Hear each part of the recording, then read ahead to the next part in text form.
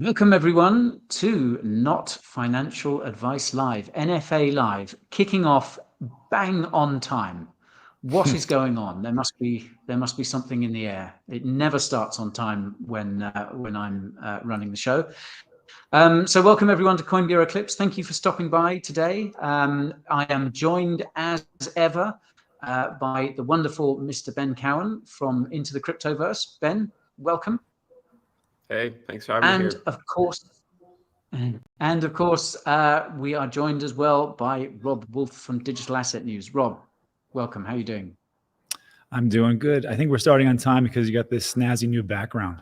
That's probably what it was. It's that and that sweet post you did with the pool. So this is really the real catalysts.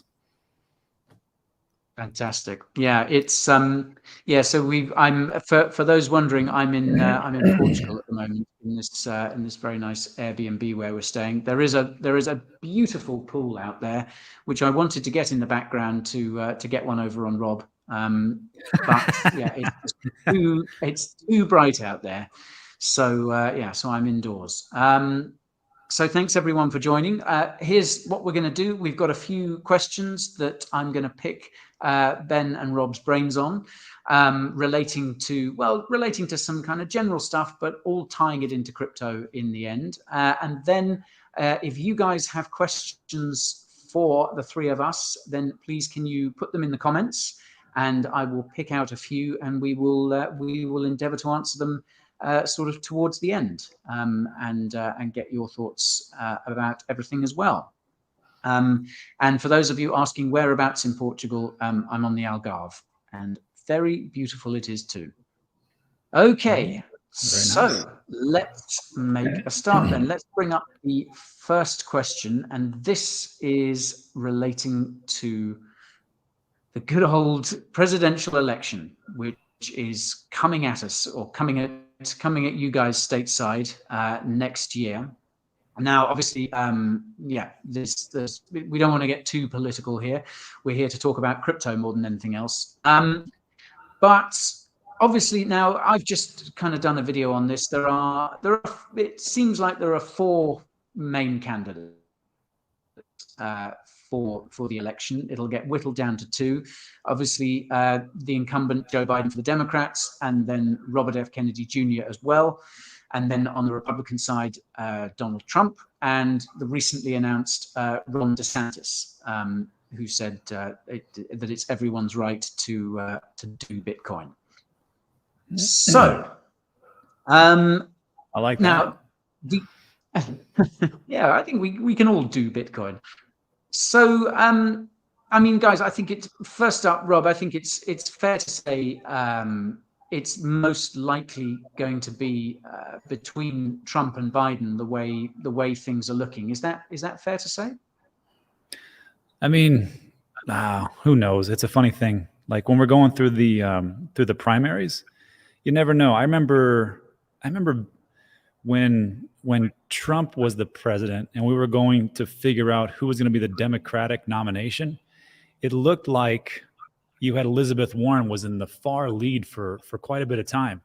And everybody thought that Elizabeth Warren was actually going to win because they looked at Biden and they go, he's kind of a bumbling old man and he's not going to really make it. It's not going to work out. And then all of a sudden he came from behind it and he was the nomination. And then everybody said, well, he's never going to win against Trump. And then, here we are. So like, even though that narrative is out there, like it looks like a pretty good thing. Like Trump is definitely going to be that guy.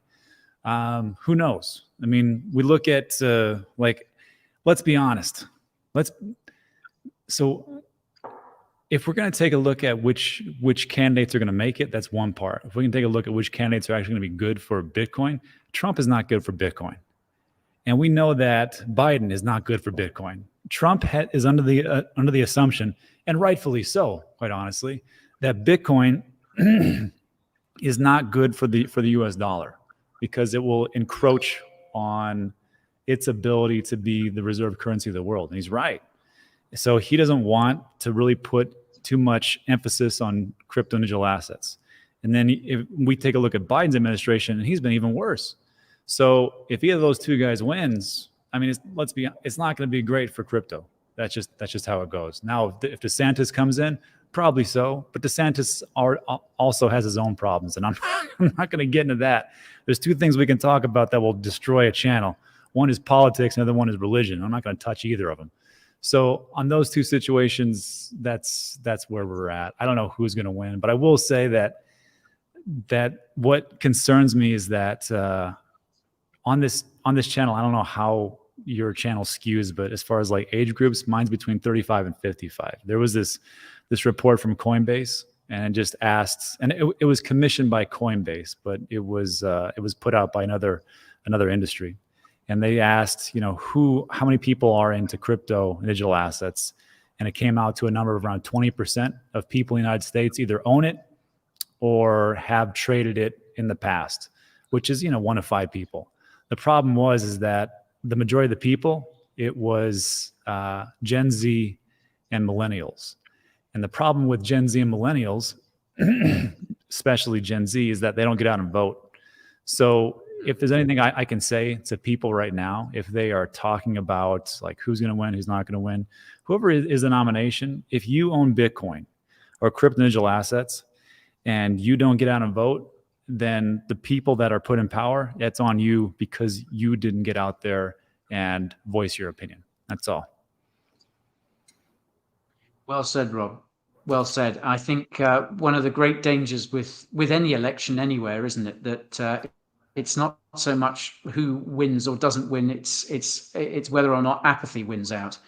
And I think that's been responsible for a lot of electoral disasters in many places over the years. People who really should have got out and exercised their democratic right just haven't done so for whatever reason.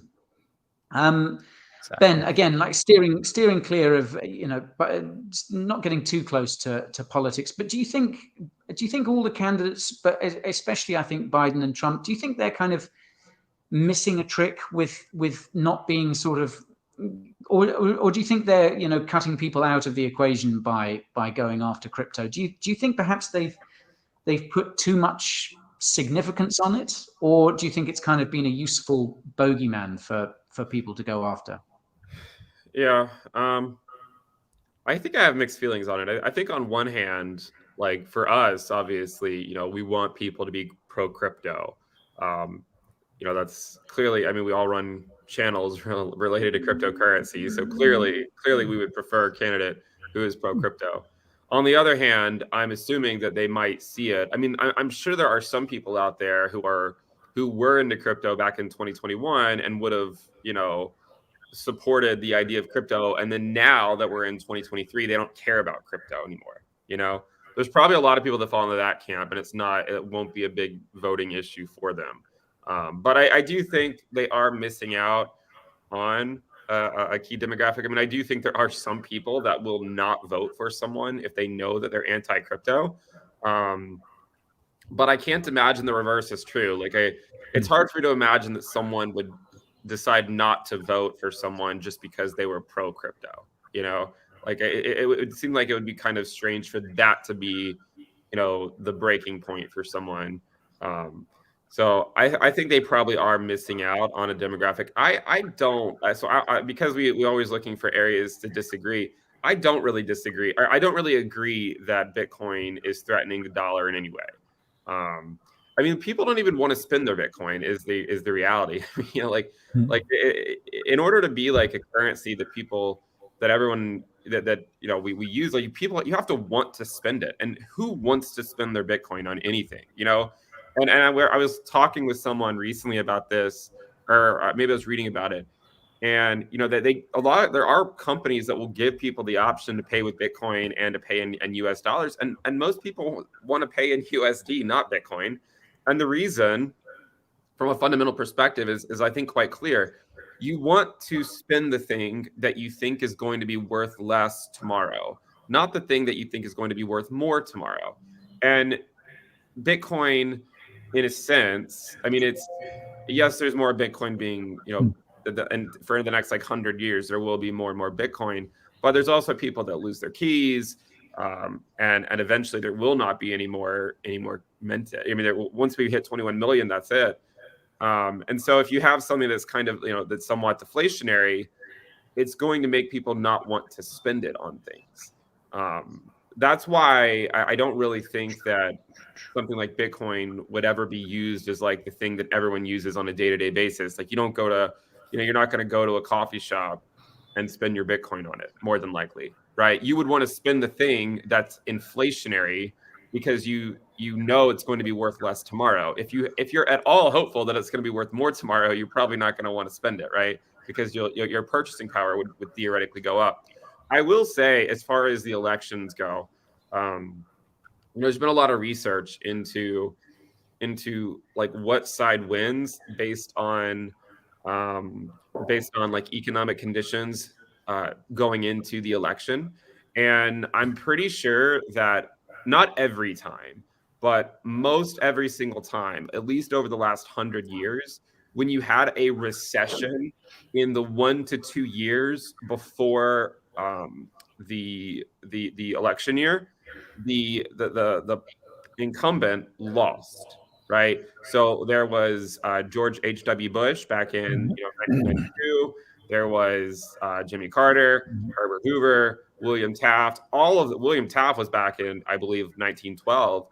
But all of them, I believe, lost a second term reelection. And I think it was because they faced a recession during like the election year or the pre-election year, right? If it was in the last 2 years of their first term, then what happens is voters go to the poll and they don't really like the economy because we're in a recession, and so they vote for change. And if you think about it, what happened last time with in the last election, the incumbent lost, and we also had a recession in 2020, right? I mean, there's a lot of evidence to support the idea that if there is a recession in the 1 to 2 years leading up to it, that president does not tend to get reelected. There are some exceptions. I believe McKinley, I'm pretty sure, won. And then there was also another one. I think it was Harry Truman in 48. But I'm pretty sure that I have to double check, but I'm pretty sure the recession back then like legitimately started during the election month that Truman got reelected. So, I mean, I don't know that people really had enough time to process the fact that we were even in a recession, to even care about it at the polls.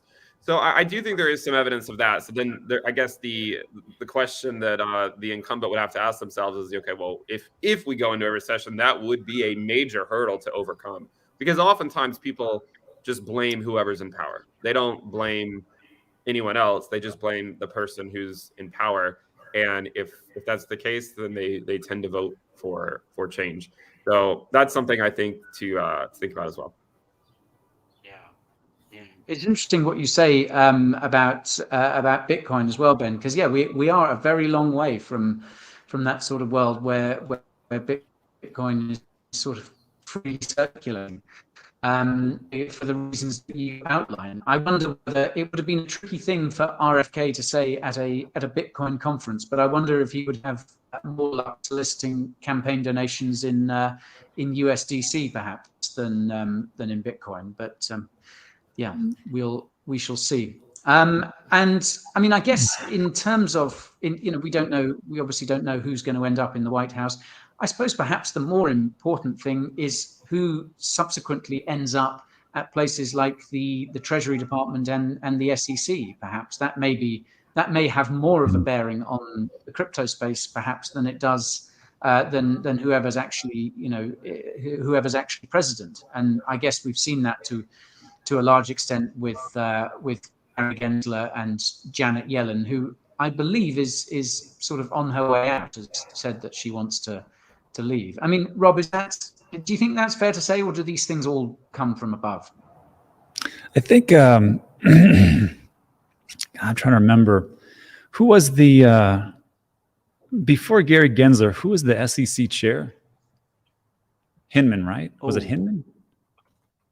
No, I don't think it was him. I must find this out, because that would because Gary got the job in 2021, didn't he? Yeah, 2021. I was thinking of somebody else. I was thinking of Brian Brooks. forget what I'm saying. I was thinking of Brian Brooks. He was the officer of the comptroller of the currency. And he was incredibly pro crypto, pro Bitcoin, and for all of his stance and what he believed in, it was still seemed like he was in a drowning pool as everybody was just smashing down his opinion. So sometimes I don't know if it's the actual people in power, or if it's the people below them that kind of guide things. I will say that, I mean, let's be honest. If Gary Gensler had, if it was somebody besides Gary Gensler, and he had the thought process that not everything is security, and he would take a look at commodities, I think things would be in a different position. But sometimes it just seems like you are against a mountain of people who believe otherwise. And unfortunately, right now, the current administration is very anti-crypto. I don't think anybody can go against that. So, I mean, it just depends on the person and how much support or non-support they have. But I will say that right now, you see that when I got into crypto in 2017, nobody in Congress, there was no commission to talk about crypto and digital assets. There was nothing like that. And if it did happen in 2017, I mean, we would have seen a heck of a bigger bull run than what we did. But moving forward, we see that it's being like a centralized issue. And there's even things that have been put up, like the commission from the White House. So as time has gone on, I think we're moving the needle as people understand a little bit about how important it is. And we actually have congressmen and women and senators who actually vote for it and put bills forward that advance the agenda. One of those being, I mean, the debt ceiling. That deal came through, and they X'd out that 30% tax on Bitcoin. So I just think that if you have one person who has a theory of it, or who likes it, it doesn't really matter if you have everybody else against you, like what Brian Brooks had to deal with. Now I think it's a little bit different case. Unfortunately, you need to get some people out of power, like Yellen and Gensler, because I don't really think that they're the greatest for crypto. Yeah, I think so. And I think, well, Janet Yellen, I think is due to leave within the next year or so. And I think the worry is that although Gary will then leave the SEC, he'll take over at the Treasury Department. So Oof. I get the impression that we could be stuck with Gary in one way or another, potentially for many years to come, which is a sobering thought. Let's move on then. Rob, you mentioned the debt ceiling, so let's jump ahead to that, because that's pretty current. It looks like that deal is now going through. So, and as someone pointed out, this is a deal that neither side seems particularly happy with, which suggests that it's probably the best deal on the table. I just want to ask now. Obviously, I think I don't think anyone's going to say that having a deal is a bad thing, because defaulting was just not an option. So, but I mean, where do you guys stand on the debt discussion? I mean, how long does this go on for? Is this just something that goes on in perpetuity? The ceiling just keeps getting raised more and more. How does this end? Ben, what are your thoughts on the debt? How much is too much? I mean, I think they're just going to keep going. I think we're in too deep for them to do anything else, right? I mean, it's kind of unfortunate, but there's been several presidents who have come and gone in the last 20 years that were unable to balance the budget in any way. And yeah, I think they will just continue doing it. I think that that'll be a bull case for Bitcoin, you know? People always ask me, like, what's the next bull case? You know, I'm just like, just get us back to QE. That's your bull case. You don't need anything else, right? I mean, you just get us back to QE and looser monetary policy. I think that, look, this is this thing of, like, you know, for the last, like, how many years people always talk about how there's going to be some major reckoning when it comes to the debt, and how the debt to GDP and all this other stuff is just insane. But the reality is like, it's likely only going to get worse. You know, in 20 years, the debt could be multiples of what it is today, and we'll just be talking about how insane it is, and how how high it is, and how it's not sustainable, and it's not sustainable. And I mean, maybe eventually it does all come crashing down. I mean, there's actually a lot of evidence to suggest that these world reserve currencies in general, they don't stay that way forever.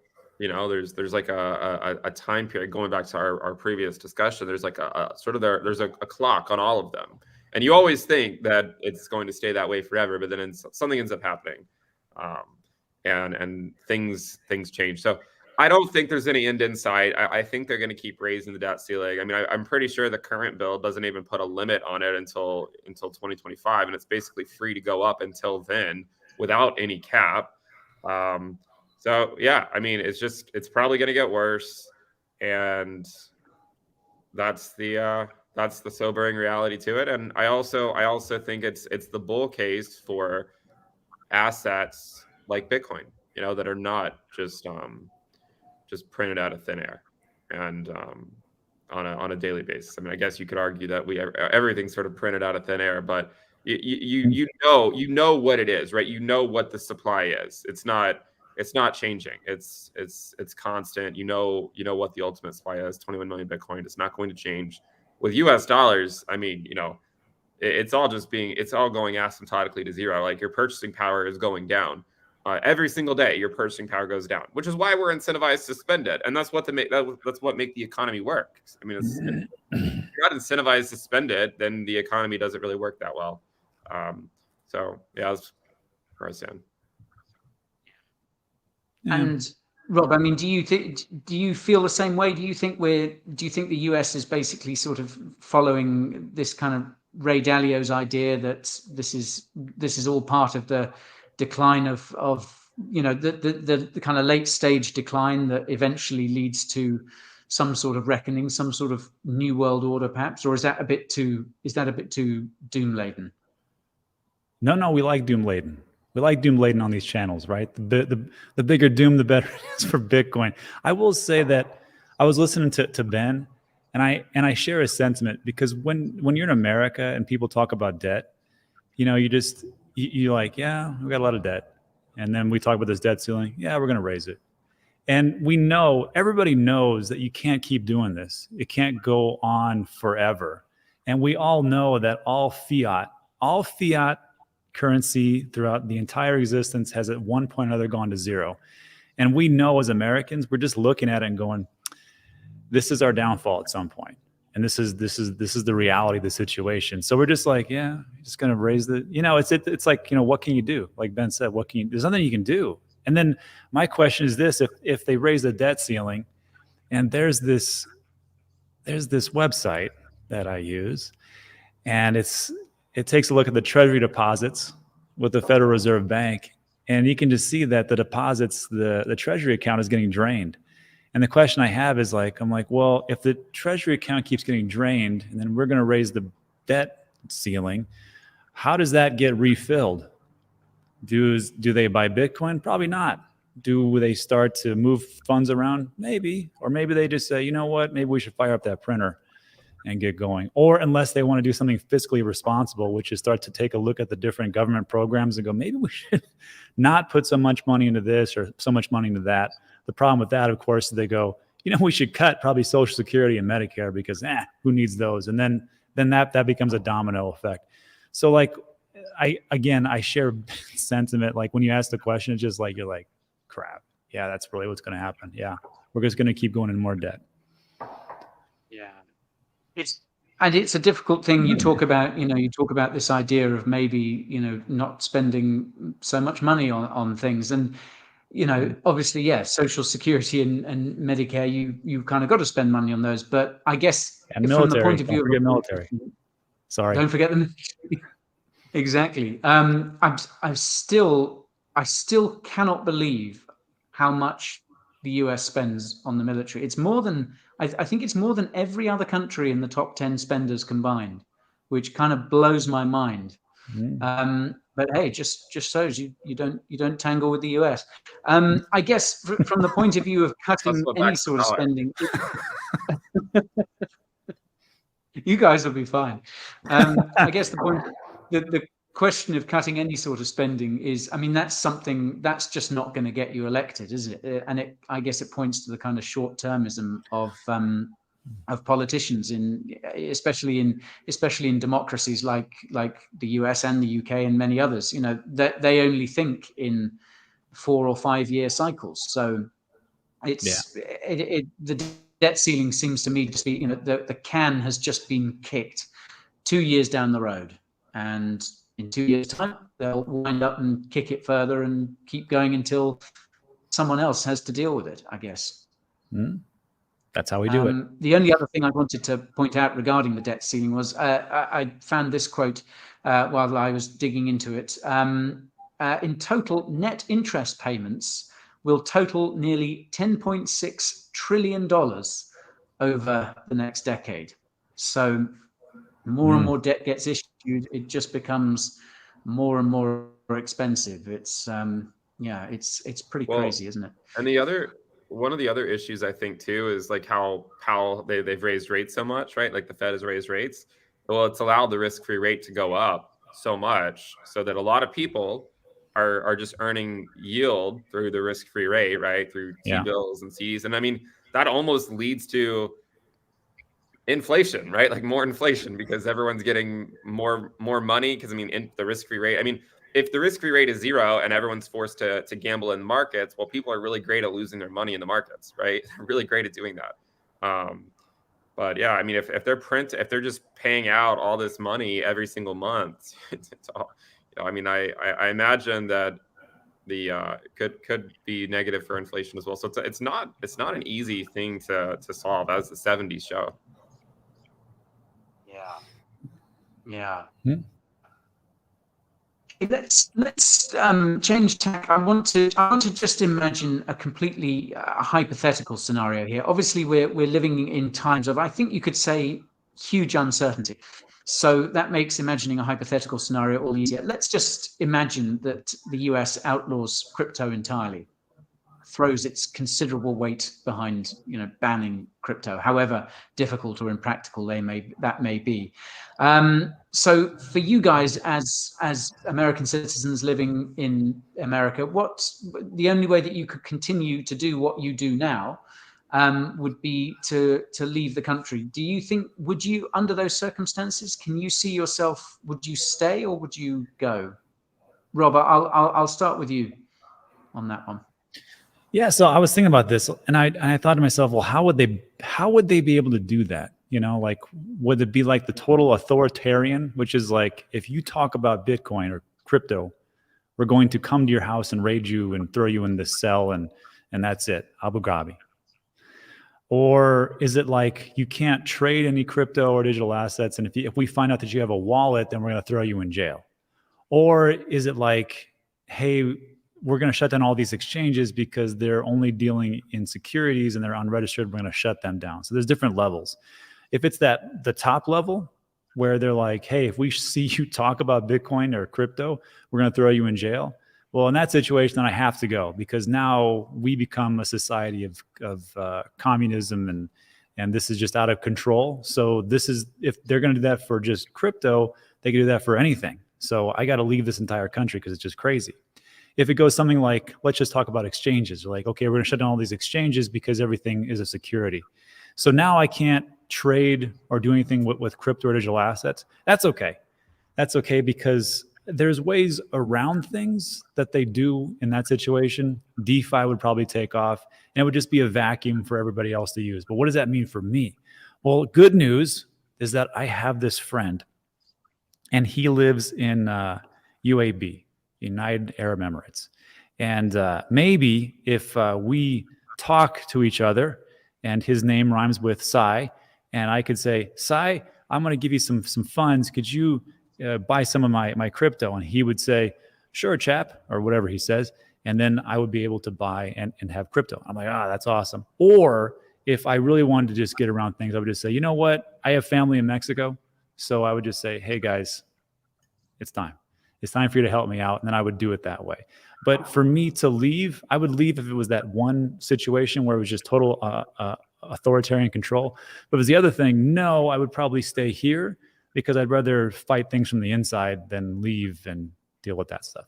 But there's always ways around it. Okay. He sounds like a nice chap, this friend of yours in the UAE. He's all right. Yeah. He's a good guy. He's a good guy. Da-da-da. Glad to hear it. Yeah. Ben, what about you? Obviously, yeah, there's light and shade to this hypothetical situation. But how do you think you would what do you think you would do under those degrees of circumstance? I think so I think if I didn't have kids, then I could see myself being more inclined to leave, I guess. I mean, we like to travel. My wife and I, we really like to travel. So I would have no problem just moving somewhere else, even for no reason, just to go live somewhere else, right? Like I would have no problem doing that. I think the bigger issue for us is, we have 4 young kids, and I don't really want to pull them out of their schools and all that kind of stuff. So we would probably just stay, and I would just repurpose my stuff to more so focus on a different market, I guess. But yeah, I mean, it's kind of a tough question because, there's certainly part of me that would really despise the idea of, them saying that, well, you can't talk about this at all. Then there's another part of me that's like, well, there's also more to life than crypto. And, there's other things that we can do. And I wouldn't want to pull like my first grader out of everything. And he's got a lot of friends. He's, does a lot of sports and stuff. I feel like that'd be difficult, to just move around like that. So we would probably stay, especially in the current phase of life that we're in. Yeah.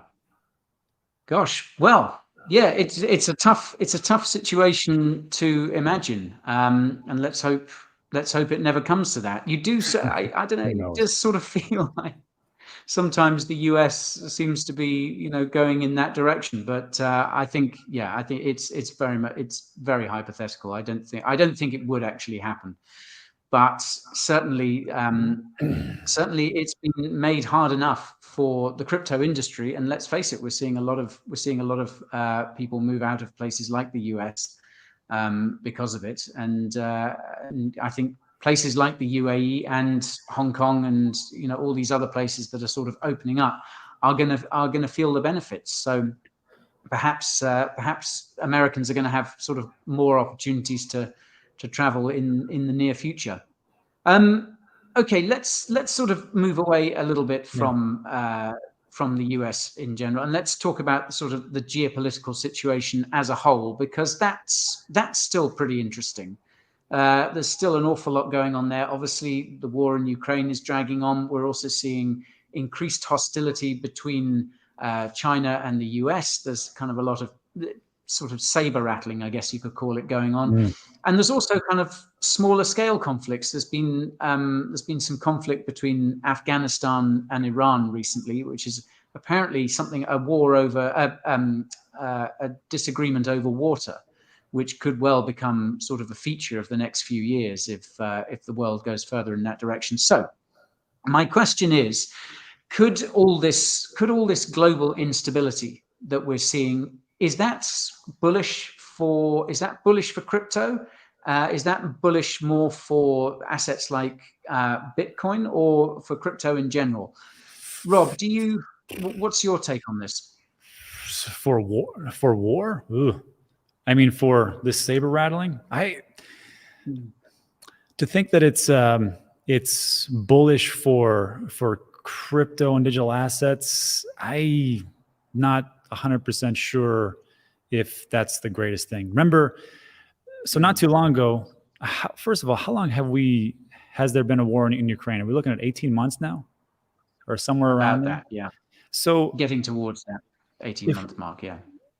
If we go back to it, I will just say this: people always say like it's everything's in a bubble, like it's good or bad for Bitcoin and digital assets. But in reality, like when there was an invasion in Ukraine by Russia, what happened? Well, the market started to shudder, and there was quite a bit of a drop because the markets don't like the instability or the uncertainty that is happening. And then once that happened, you saw it was pretty volatile, and then we kind of it just becomes like our daily routine. Like we just hear about a war, and that's just it. And I think that's one of the things that people one of the knocks on Bitcoin. They say, well, it's only been through quantitative easing, it's only been through economic prosperity, and it's never been through wars. And I'm like, well, that's not 100% true. We've been in for Iraq war for over a decade, and that seemed to be going off without a hitch. So Bitcoin was going on during that whole time. Or Iran. So during that time, it's just like it becomes like another thing. But what I worry about, though, is that it's not so much about that and Ukraine. The bigger question is how far away are we from like another world war, as far as like with China and Russia and them kind of coming together and going, we don't like what we're seeing here, and then we have this big thing. I think if that is bullish for Bitcoin, it might be. But look at all the different other problems you're going to have with that. So I can't really say that it is or it isn't. I think it'd be a disaster for the entire world if that actually happens. And there is one thing, and I'll let everybody just kind of take a look at it as they see fit. But there's a term called the fourth turning. And on my channel, I'm pretty big on, the 4-year cycles, and it seems like kind of things just go in cycles. I will say it was a book, not by Strauss, and Bill Strauss, and he talked about the fourth turning, where everything kind of goes in these 80-year cycles, and they go in 4 cycles of 20 years, and it talks about how everything kind of goes in like these wars, and everything kind of ends with a war. So like, it's about 80 years or so. So you had the first one was World War II. And then if we go back before that time, then we had the Civil War. We also, the Great Depression was when it started. Right. It started with the Great Depression and ended with World War II. Right. So it's always in like the 30s and 40s, and then we go back another war, the Revolutionary War, and then we go back, Civil War, and then we go back another 80, 90 years, and we have Revolutionary War. And it just seems like everything kind of goes in these like little cycles and bubbles. So like we're right here, and it just goes, and now we're in this last time frame, which they would call crisis. And that's one of those big war time frames. So I'm not going to say that is definitely what it is, because I can't. That's ridiculous to say, but it is kind of weird and odd how everything's kind of coming into these same time frames, and we see it all around globally. But to answer your question, as far as like bullish for Bitcoin and crypto, I don't know. I know it's just it's a bad situation if that does happen, though. Yeah, if it does get to that, then the price of assets is going to be kind of the last thing on most people's minds, isn't it? Ben, let me reframe the question a little bit then, because I think I too have been hearing a lot about these kind of cycles, and I think there is a lot of concern that things could be building to a head like Rob describes. But I think there's also a good chance we could see a sort of deglobalization, a kind of a polarization, if you like, of the world into perhaps the American, the so-called Western sphere of influence, and then possibly another sphere of influence, either kind of focused on China or perhaps made up of the BRICS countries, which are kind of getting kind of more and more airtime these days. So under that scenario, do you think that could be a moment for something like Bitcoin, a credibly neutral currency that can be moved across borders, that isn't controlled by any one entity? Do you think that might be Bitcoin's time to shine if a situation like that were to emerge? Yeah, potentially. I think it would be more of a bull case for Bitcoin than like the rest of the crypto market. But yeah, I mean, I think it could. I think it certainly could be. going off what Rob was, so the fourth turning, I'm familiar with it as well, and it's the idea that the millennial generation is, I think, I'm pretty sure it's like the profit generation, Right. not like profit like making profits, but like being prophetic, right? Like the profit generation is the millennial generation, and the hero generate or sorry the profit generation are the baby boomers, Right. and the hero generation are the millennials. And the fourth turning, this book was put out like in 1997, I think. It's a long Yep. time ago. But I 97. think the fourth turning is predicted to occur when the millennial generation sort of comes into their adulthood, and the baby boomers go into elderhood. So like when they're all retiring. And I'm pretty sure. I mean, I don't know how accurate this stuff is, but I think that the prediction is that 2025 is the year of reckoning, for some type of major crisis, like around that time. Again, I mean, it's all, who knows, right? I mean, these are just predictions that people put out. There's no way to know, but it is interesting when you study it, because we do sort of operate in cycles that last about the span of one long human life, because they're all 20 years, and you have about 80 years. And it kind of reminds me of like have you guys seen the meme where it's like Bitcoiners create bull markets, bull markets create altcoiners create bear markets? Yes, I mean, I see the benefit of altcoins in some circumstances, right? But that's sort of kind of how everything's cyclical, right? And I think human behavior is also very cyclical over an entire an entire generation. And so I think there probably is some merit to what Rob was talking about. But yeah, I mean, it's fine as far as the geopolitical stuff. I mean, if the United States were to go into a major war, that would probably be somewhat bullish for all risk assets, because then they turn the money printer back on.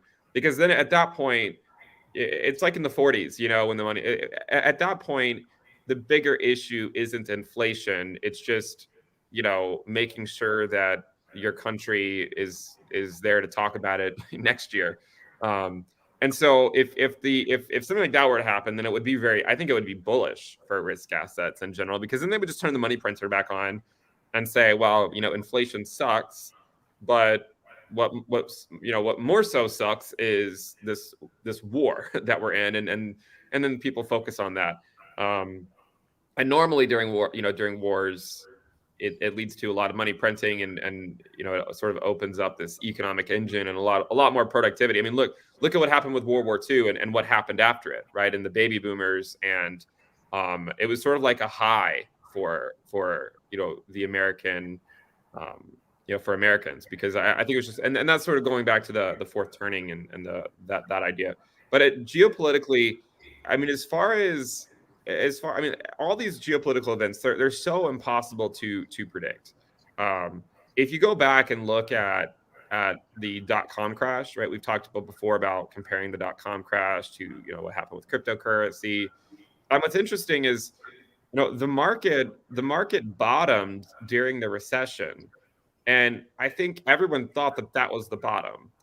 And it wasn't. And I think the argument is because of what happened in 2001, like 9/11. There was this big geopolitical event, a ton of uncertainty, and the markets got super scared in the short term and then went down. Now, again, they went back up not too long after it. But these geopolitical events are incredibly difficult to predict. So I would say that usually when you get some type of major geopolitical event, it can lead to a short-term sell-off, followed by a rally, depending on what it is, right? I mean, it depends on the severity of it, or how big of a deal it is, or how much it affects maybe the United States. But if it's a geopolitical conflict involving the United States, I imagine markets would sell off quite quickly, and then I think they would probably rebound in the years to follow. Yeah. I wonder, because I do find the idea of these things moving in cycles quite quite persuasive, I suppose, not appealing. But it seems like since 1945, that could well hold. And obviously, the example of the United States during World War II is kind of a prime example of how an economy that was just on its knees can be kind of transformed, ironically, by this global conflict. I just wonder whether there's such a wild card being introduced into the equation in the form of now a number of countries have nuclear weapons and the technology to really sort of rain death and destruction down. I wonder whether that kind of changes the outlook at all, because it now means that the stakes have been raised so high. Before it was one side wins, another side loses, and the pieces get picked up at the end of it, and everyone kind of moves forward. But now we're in a situation whereby if a conflict like that, if something like World War II were to erupt again, the most likely scenario is that everyone loses, and loses big time, because there's kind of nothing left to salvage at the end. I mean, do you think that's fair to say, Rob? No, it's fair to say, but think about it this way. Maybe the next big war isn't fought hand to hand, or in the air or in the sea. Maybe it's an economic war, or maybe it's a war being fought by AI. I mean, imagine what could be more devastating is right. Your entire infrastructure gets collapsed by some type of virus, and not like a human virus, but a virus in the computer, or some type of artificial intelligence just wipes out everything, especially like the economic structure that you have. And then you could do that as a country, and you don't have to waste all of your natural resources, which could be oil, gas, everything else, and plus your human capital, and you could just stay right where you're at, wipe out another country, and say, well, now we're the winner. I mean, there's a big shift, I think, coming with how we do things. Even Elon Musk was talking to the United States Air Force a couple months ago, and they asked him, what's the future of warfare? And they said, yeah, what the future of warfare is? And of course, they wanted to hear about these new planes. He's like, drones. So it won't be us. And Dre 5110 says it very, very adequately. Cheery NFA today. Yeah, this is the doom and gloom. Man, I got to tell you, if there's anything that we can do to bring down our viewership, it will be what we just did today. But I will tell you this, the channels that always talk about it's going to be bullish and everything is good, they actually could be correct, because in the long run it is, but in the short term, there are some problems that I think everybody should have to understand. I think you said something that shows true, like because I think a lot of people are like kind of looking for the reason for like the S&P to go down, right? Yeah. Or what's going to make it go back down. I mean, crypto doesn't really need a reason; it's just very cyclical and kind of does the same thing every few years. But with the S&P, it's not going to be something that everyone's predicting. It's not. I mean, we have all these experts that talk about, okay, well, this, okay, well, the TGA has to be refilled, or the there's some the student loans, right? I mean, obviously the student loan repayment is going to be the next thing to worry about. There's always going to be something, right? Always going to be something. But the only way, I think, for it to be anything more than like just a correction, like a 5 to 10% correction, is for it to be something that's not being predicted. And one of those, or something that we haven't dealt with before, right? You think about what happened in 2020. What made the market drop like 40%? It was a pandemic that essentially no one in our lifetime has had to deal with. And so it was so uncertain. No one really knew what to do. And so the market sold off. So if Rob was talking about AI, that could be something that like could really scare people at some point if it goes in a direction that like no one is really thinking about. So yeah. Hey, there was one thing, and Guy, you said it on your video. It was on the China video, or the Hong Kong video. And you talked about, you said that the different countries that are coming together as far as BRICS, you said, and it was a pretty good talk. You said everything is leading to CBDCs, and every different nation is going to have a CBDC. But then you said, but are all these nations going to trust every individual CBDC? We're not going to trust the digital yuan, and China is not going to take a look at us and go, the digital dollar sounds like a pretty good deal. and then everything in between, India and Iran, whatever else.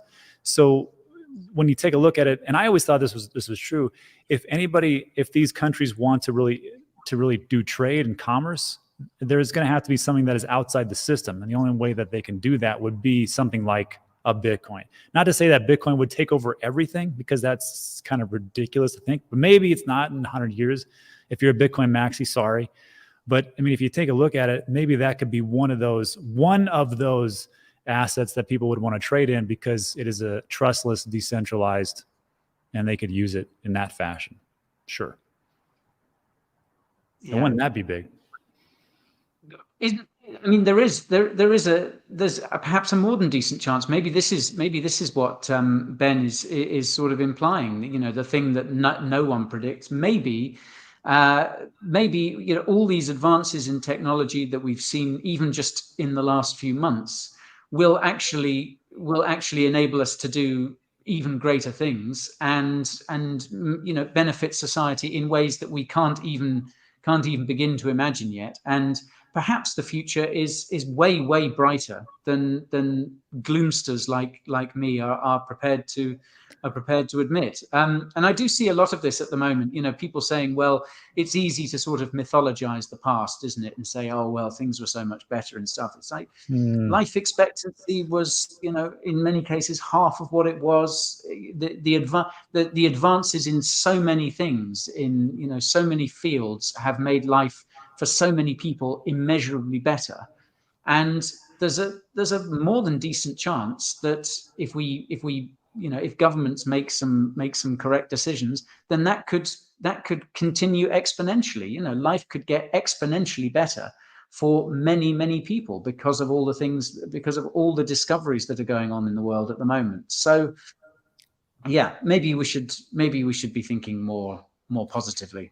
Well, there's also the idea too that AI, like the more bullish case or the more brighter case is that, because I think a lot of people think that AI is just going to destroy a lot of jobs, and it will probably, but it is probably going to create a lot of new jobs too. It's like when we had the invention of the like the spreadsheet, right? Before the spreadsheet, we didn't have like the same type of financial analysts that you have now that you have all these other tools. So it created so many new jobs that just were not a thing beforehand. So it did get rid of some more repetitive jobs, or just more mundane jobs that allowed people to do more. And so you could argue that AI, it might relieve people from some types of jobs, but it could allow them to do other things that maybe give them more creativity, allow them to put their their skills to better use, rather than having doing jobs that are not as fulfilling. So I think that there is a case to be made that AI,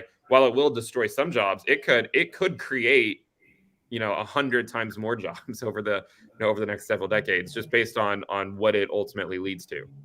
Yeah, and who's going to get rich off AI is the people that early adopt it and figure it out how to use it. Like some people would say, this is going to be the end of developers. Well, not really. I mean, you could have one developer who does a pretty good job, but if they have AI, they could become a super developer and they could really crank out anything that you really wanted to do. So I see it like that. That's a positive. And Anders has a good point. Maybe AI will end all wars. The problem with me is that every time I hear AI, I always think of Terminator and Skynet. And that's my old man bias. But in all honesty, if AI really took a look at it and what would be the best thing for humanity, it would be to end all wars and actually come together to actually use the limited natural resources that we have. So maybe I'm just looking at it wrong because I'm jaded. So sure. Maybe AI just needs some better PR. I think because that's what it is. It's just public relations. Yeah. Well, again, I guess it comes back to that thing where we're talking about pessimism is so much of a bigger seller, isn't it? It's much more box office to imagine AI destroying or enslaving us all than it's a much easier movie to make, isn't it? Than a movie about a future where AI has made life much easier and better for most people. I think I know which movie I'd probably instinctively watch. Exactly. Hey, just like Ben says in the very first ones, pessimists sound smart, bulls get rich. So let's remember that. Yeah, absolutely. Absolutely. Okay, so thanks for answering those questions, gentlemen. I'm just seeing if we've got any particular questions in the comments. It was the comments from what I've seen. There's been an enormous amount of speculation about the chair behind Ben. That seems to have really got people's imagination running wild. So I'm trying to see if anyone's asked any questions. Spag has asked, when do you predict rates to go down? Obviously, this is something I'm sure many people will answer. It is interesting, isn't it? Because I think was it Goldman Sachs who either today or yesterday said they see another 2 to 4 hikes going on. So just quickly, and obviously who can know, but Rob, when do you see rates going down? I don't know, man. I mean, like if you look at the CME group or the CME Fed Watch, the target rate probabilities for the next meeting, 14th of June, 73% say it's going to be. It's weird because it says 74% it's going to be the same. Current target rate is 5 to 525. 73% say it's going to stay 500 to 525 for 14th of June, and then 26% say it's 525 to 550. But then there was this tweet from Jim Bianco. I don't know if you guys ever follow him. He's got a lot of good data research, but he says the exact opposite. The Fed's funds future is perfect for predicting the FOMC inside 10 trading days, which is what they hit yesterday. The exception is if a major bank fails. If no major banks fail between now and June 14th, the Fed hikes by 25. So I'm like, maybe I'm just looking at this wrong. So to answer your question, when do the rates go down? I have no idea. I mean, it's going to be a pause first. That has to be the first thing, and the next one is when the rates go down, when they break something, and you'll know it because everything will be in turmoil. Yeah, as I think it was maybe you, Rob, or perhaps you, Ben, last week pointed out. It's like everyone would love to see rates go down, but that would probably mean, that would almost certainly mean that something had gone really badly wrong in the economy. So be careful what you wish for. Ben, what's your stab in the dark for when rates might go down? Yeah, I mean, it's funny because like the bond market keeps changing what they think is going to happen, and it's made up of some of the smartest investors. I mean, at least the ones with the most amount of money. I think that, I mean, my opinion right now, it's also sort of along the lines of what Rob was saying, right? Like it's all sort of predicated on the idea that as long as the Fed doesn't break something, then and the U.S. economy has been resilient, much more resilient than I think a lot of people gave it credit for. It might not be until next year. I mean, I think the earliest case would be like, say, the end of this year, the absolute earliest. But I still think it's hard to make that case when you still have core CPI hanging out at 5.5%, and it's been at 5.5% for the entire year so far. I mean, we've had January, February, March, and April of data, and we're going to get May data soon. We're just chilling at 5.5% for core CPI. So it's hard to see the Fed wanting to come down anytime soon. I think the absolute earliest would be like end of year, but I think the more likely outcome is probably 2024, unless they break something, between now and then, unless there's some type of like major credit event that we're not thinking about. Oftentimes, no one's thinking about something, and then all of a sudden it becomes obvious, right? And that's all anyone talks about. So I would say, as long as, because we also just got new jobs data. Yesterday we got job openings, and there's still 10 million. And I believe we got the ADP today, and I mean, the job stuff is still coming in hot. So it's really hard to make the case that the Fed is going to want to cut when you have the unemployment rate at 3.4, you have core CPI at 5.5, and you have we basically have the tightest labor market that we've had in a long time. So as long as the economy is sort of just humming along like it has been, I think, and it's slowing down somewhat, but as long as nothing breaks, then it might not be till 2024. Yeah. I must say I agree with you there, Ben. I don't see them coming down this year. I think there's very little chance of that unless something breaks. 2024, probably around this time, I would say. I think we're probably about a year away from it.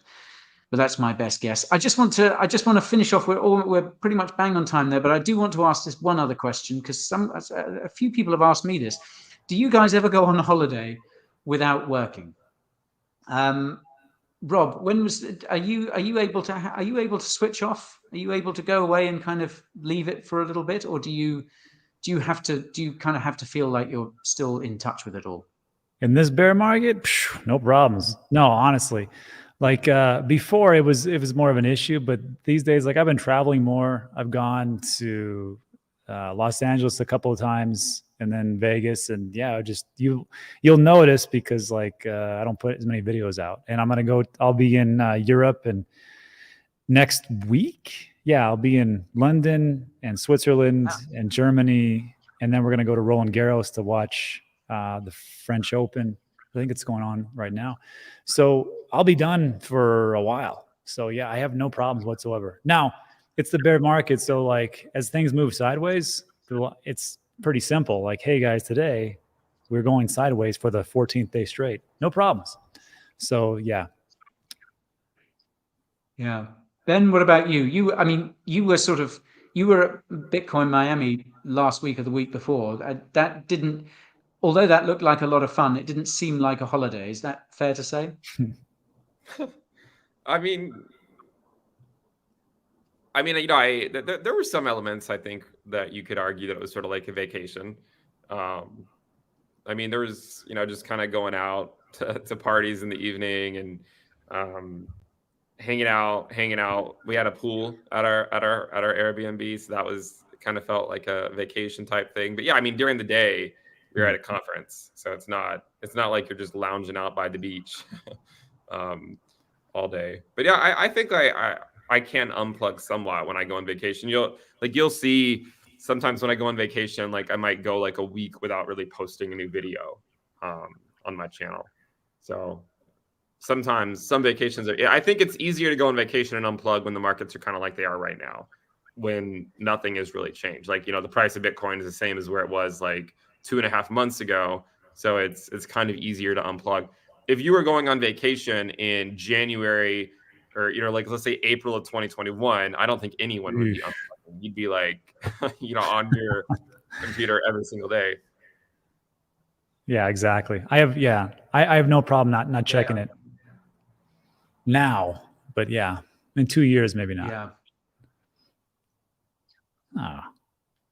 Get your holidays in while the bear market is still going on, because when it kicks back off again, yeah, it'll be all hands on deck, all hands to the pumps. Thanks so much for that. We'll leave it there for this week. So thank you guys for all your input on that. Thank you everyone as well who tuned in to watch. Well, I know I say this every week, but good on you for still being here in a bear market. I take my metaphorical hat off to all of you. Thank you everyone who sent in questions and comments and speculated on the nature of the chair behind Ben's right shoulder. Its true meaning, its true significance. But yes, we will be back next week. Ben, are you hosting us next week, or are we with Rob? Yeah, we should be on my channel next week. All right, okay. Next week. Okay, fantastic. Yeah, I'll be. Hey, Guy, maybe we'll do this one. Maybe we'll do it live. Yeah, because next week it'll be just 2 days from the event. So yeah, perhaps we can double up. Let's. And that's it. All right, everybody. Thanks for stopping by. We appreciate it, guys. Wi-Fi. Hold on a second, Rob. Are we on his channel without his supervision? Yes, exactly. So now we can give away all the secrets for Guy. So Guy really is.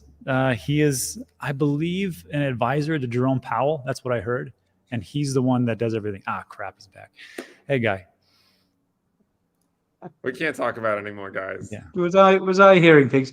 Anyhow, yes. Sorry, cut out internet here. So that's a good point to leave it. But yes, we will be back next week, hosted by Ben, Rob, and I in London together with any luck. Look forward to seeing you all then. Thanks for joining. See ya. See you guys.